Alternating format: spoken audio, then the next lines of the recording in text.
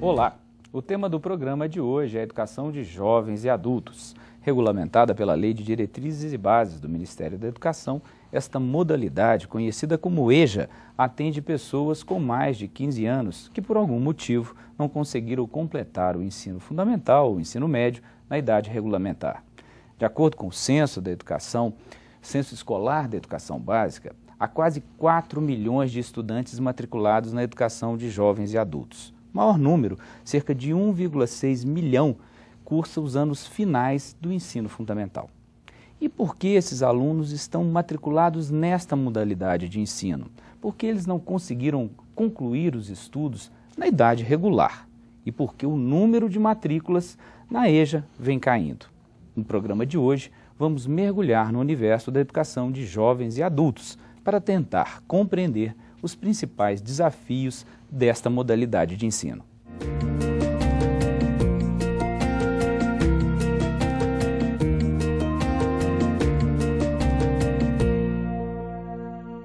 O Roda de Conversa é um programa que debate temas do cotidiano escolar sob a perspectiva pedagógica. É uma iniciativa da Secretaria de Estado de Educação de Minas Gerais, idealizada pela Magistra, a Escola de Formação e Desenvolvimento Profissional de Educadores de Minas Gerais, em parceria com a Assessoria de Comunicação Social. E para discutir o assunto de hoje, a educação de jovens e adultos, eu recebo aqui nos estúdios Leôncio Soares, pós-doutor em Educação de Jovens e Adultos. Ele é professor da Faculdade de Educação da Universidade Federal de Minas Gerais, com pesquisas e publicações na área de Educação de Jovens e Adultos. Recebo também Maria Clara de Piero, professora da Universidade de São Paulo e especialista em políticas públicas de educação de jovens e adultos. E recebo Jane Paiva, professora da Faculdade de Educação da Universidade do Estado do Rio de Janeiro, pesquisadora na área de educação de jovens e adultos. Todos vocês três, professores, muito bem-vindos ao nosso Roda de Conversa. Obrigado. Então, vamos começar com essa pergunta que a gente iniciou o programa. O que acontece com esses nossos jovens e adultos, né, que por algum motivo não conseguem concluir o curso do ensino fundamental, ensino médio na idade regular? Por que acontece isso? E tentando pensar um pouco, daí a gente encontrar inclusive a importância das jovens e adultos. Vamos começar o nosso roda, professora Maria Clara, professora Jane, professor Leôncio, fiquem à vontade. Bom, posso começar. Eu acho que a gente tem pelo menos 2 grupos, né? É uma diversidade enorme. É difícil, inclusive, a gente pensar num caos, assim, num Brasil tão grande como... Não tem um público único, mas nós temos 2 grupos que foram precocemente excluídos dos seus direitos educativos. Você tem um grupo de pessoas, em geral pessoas mais idosas, com uma idade mais avançada, que viveram numa época em que o acesso à educação era mais difícil, principalmente nas zonas rurais. Então, nesse grupo nós vamos ter os analfabetos, as pessoas com muito baixa escolaridade. E há um segundo grupo, muito numeroso e bastante heterogêneo, de pessoas que abandonaram precocemente os seus estudos por fatores extraescolares, sociais, que têm a ver com pobreza, necessidade de ingresso precoce no mercado de trabalho, mas também por fatores escolares em função do fracasso, né, de não terem tido uma trajetória escolar interrompida, mal sucedida, com sucessivas reprovações que acabam desestimulando e levando ao abandono escolar precoce. Eu acho que eu podia complementar um aspecto, Marcílio, que me parece relevante, né? Na história da educação brasileira, o direito à educação para todos, ele é muito recente, né? É da Constituição de 88. Então, esse conjunto populacional com mais idade também vem de uma interdição ao direito à escola, à educação, né, que a sociedade manteve durante muito tempo. Quer dizer, nós temos na Constituição de 34 esse direito assegurado, depois nós vamos garantir o direito do voto do analfabeto pela emenda constitucional de 69, e só em 88 esse direito volta. né? Então, do ponto de vista histórico, a gente tem uma boa explicação para entender esse conjunto tão forte, porque é um direito social tardiamente conquistado pela cidadania brasileira. Mas do ponto de vista também contemporâneo, esse aspecto que a Maria Clara destaca, do intraescolar, tem sido muito importante para nós entendermos a presença de tantos jovens. Voltar nesse intraescolar. Professor Leôncio. Sim, eu vou acrescentar ainda mais um dado. Na medida que esse universo é bastante heterogêneo, né, então faz parte também desse universo a questão enfrentada pelo machismo com relação às mulheres, né? Quando, na educação de jovens adultos, a gente pergunta para esses sujeitos por que pararam de estudar. Então, além desses elementos citados aqui, a questão do trabalho ele é muito forte, mas no caso das mulheres em especial, aquela marca de que quando eu era mais nova, meu pai me impedia porque falava, eu vou lá aprender a escrever carta, isso ainda é atual. Quando se casa, às vezes pensando que se livrou, às vezes tem um marido que também impede que essa iniciativa aconteça. Então, aumentando as explicações um pouco do porquê esse grupo não chegou a estudar quanto mais novo e agora volta a estudar. E um dado importante em relação a essa questão é que nós só vamos encontrar nas faixas de maior idade, é que nós vamos encontrar as mulheres como as menos escolarizadas. Hoje, né, o gênero feminino no Brasil conquistou, né, uma ampliação de acesso em todos os níveis de ensino. Só perdemos para as idades mais avançadas, que ainda vamos encontrar as mulheres como as menos escolarizadas e menos alfabetizadas, né? Vocês tocaram, né, falando inclusive, porque nós temos, né, esse dado de 4 milhões, arredondado, obviamente, mas é o dado do censo de 2012, né? Mas o número de analfabetos e de semi-analfabetos é absolutamente superior. Então, quer dizer, nós estamos muito... longe. Se a educação de jovens e adultos é também uma alternativa, nós estamos muito longe. O que está acontecendo? E nós estamos caindo, né? A gente vem, eu estava observando os gráficos, a gente vem com uma trajetória de queda. Exatamente. O que está acontecendo? Onde que nós, não vou dizer que estamos falhando, mas como é que a gente... Olha, as pesquisas, a gente está fazendo pesquisa agora para tentar compreender, é um fenômeno relativamente recente, a queda das matrículas generalizada em todas as redes, em todas as etapas.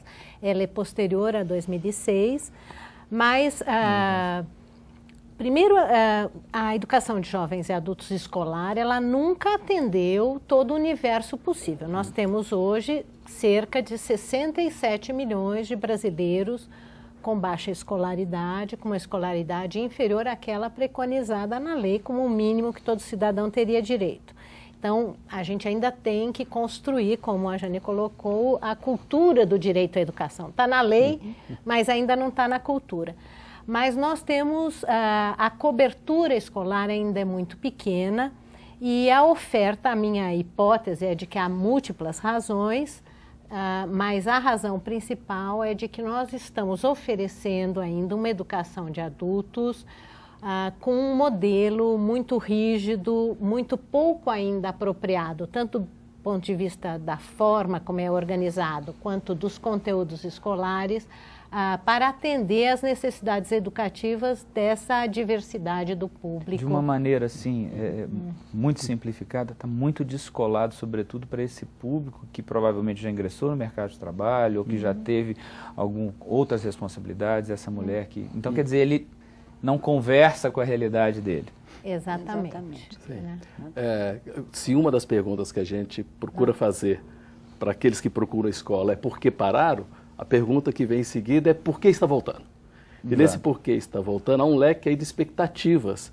E a essas expectativas, caberia a nós, professores, educadores, repensar uma escola para esses sujeitos que são diferentes do sujeito que nós formamos nas universidades, os professores para trabalhar.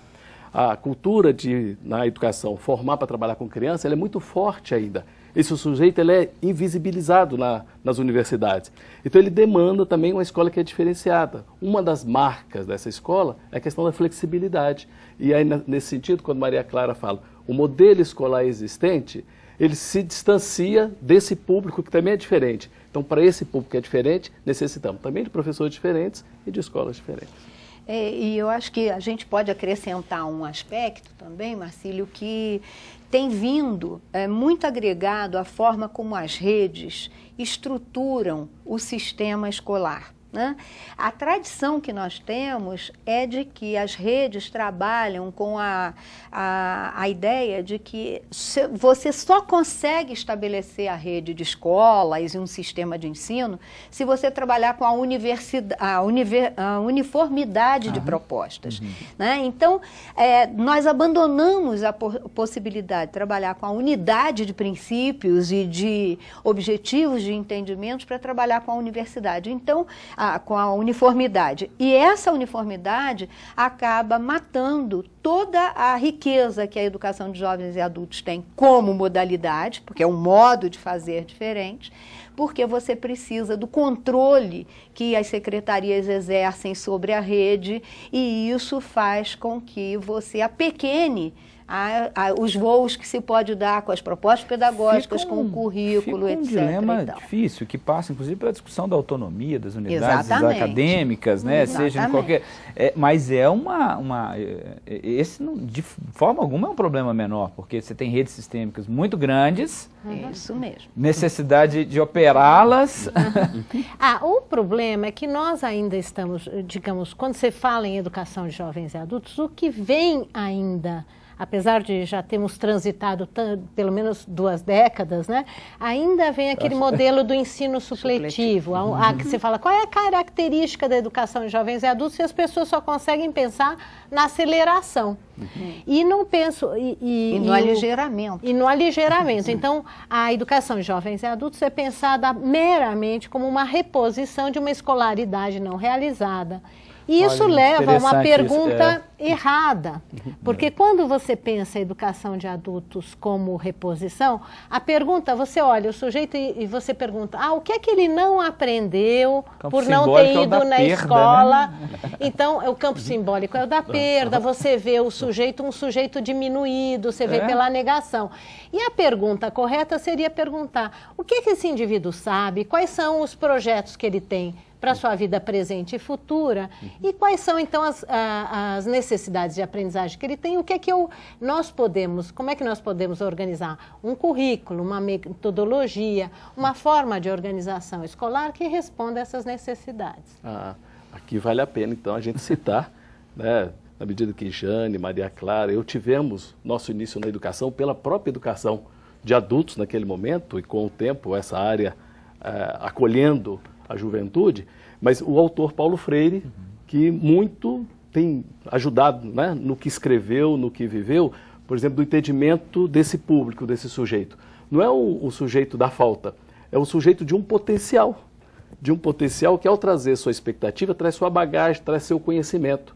Então o trabalho na escola, o trabalho de nós educadores, é dialogar com esse conhecimento. Então é diferente de repor aquele conteúdo que quando ele estava lá na 3ª série, quando ele estava na 4ª série, interrompeu, e como se a vida tivesse congelado de lá para 30 anos depois, como se ele não tivesse, na vivência dele, tido várias aprendizagens, e que essas aprendizagens hoje dialogariam em ampliar o conhecimento na escola. Fazer uma caixa de ressonância, na verdade, e se ampliando, né? Sim. Agora, é muito interessante isso que vocês colocam, porque se em algum momento, isso eu entendi aqui no início que a gente começou a nossa conversa, se a própria escola hoje, ela também, nas características intrínsecas dela, ela pode também não motivar, né? A gente discutiu aqui no Roda de Conversa mesmo a questão das dificuldades do ensino médio, então ela por si só, no ensino regular, no tempo, ela já tem grandes questões para responder. Quando você volta, né, já numa fase adulta, e de novo com esse sentimento de perda, realmente fica difícil. E eu acho que a gente tem que também, porque nós estamos falando do sujeito adulto, né? E aí pegar o sujeito jovem e entender quem está sendo esse público jovem frequentando a educação de jovens e adultos, né? Hoje o que a gente vê é que ele é produto da escola, né? Se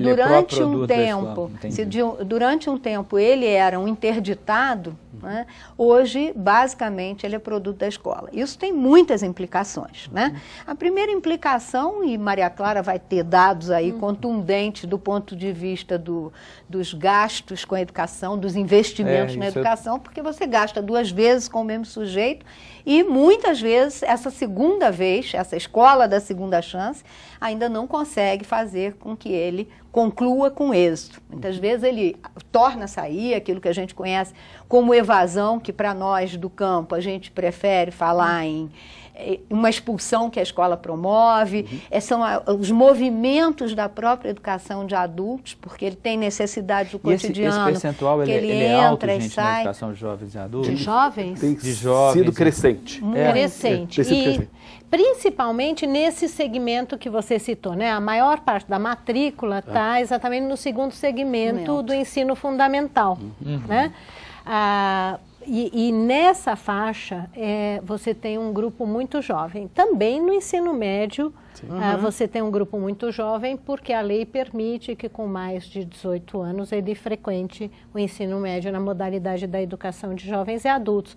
E a gente sabe que a maior parte dos jovens brasileiros frequentam o ensino médio já com uma defasagem em seriedade bastante substantiva. Então, nós temos um grupo juvenil muito importante que exatamente teve essa trajetória escolar, né, que já teve uma trajetória no ensino regular muito acidentada, né? São aquelas crianças que tiveram dificuldades de aprendizagem, que ficaram numa condição de analfabetismo, tiveram sucessivas reprovações e que, portanto, abandonaram a escola e depois, quando se confrontam com o mercado de trabalho, com a vida familiar, etc., elas se sentem obrigadas a retornar à escola. Agora, é diferente exercer o direito à educação na infância e na adolescência, quando ele está obrigado pela família, pela sociedade, não é? E nós já construímos uma cultura do direito à educação na infância, e do que na idade adulta. Essa escola tem que ser uma escola muito mais empática. Quer dizer, deveria ser para criança também, perdão, mas essa escola, se ela não for empática, se ela não atender às necessidades de aprendizagem, se a relação professor-aluno e do grupo classe não for algo acolhedor, essa pessoa se afasta. Agora, quando a Jane cita, né, esse grupo ele é muito numeroso, né? Aí também reside uma tensão grande na educação de jovens e adultos. Porque é exatamente a tentativa de convivência entre um grupo que vai dos 15 anos, sem limite de idade, podemos citar aqui 90, que nós vamos ter então conflitos que aí têm sido cada vez mais difíceis, professores e a escola como um todo, responder a uma escola que possa servir para tamanho leque, né? Infelizmente, a gente tem escutado em relatos nos estágios que a gente tem dos nossos alunos que vão às escolas, né? Infelizmente, a gente tem ouvido relatos em que professoras, durante o diurno, guardam os dias do aniversário, que dia que tal aluno que está dando trabalho vai fazer 15 anos, porque naquele dia o presente que ele ganha é ir para um noturno, ir para a educação de jovens adultos. O que é também um equívoco, porque não necessariamente a educação de jovens adultos precisa ser somente à noite, né? Então, é uma tensão vivida fortemente no campo, na medida que essa idade houve uma redução com a última LDB, né? Essas idades eram 21 anos para o ensino médio, 18 anos para o ensino fundamental. Elas tendo sido reduzidas, foi com que a educação que já era de jovens e adultos passasse a ser também de adolescentes, jovens e adultos. Pois é. Nós temos que dar uma paradinha, né? A gente dá uma paradinha, vai para um rápido intervalo, mas a gente volta com essas questões e outras aqui também. A gente volta daqui a pouquinho, não saia daí.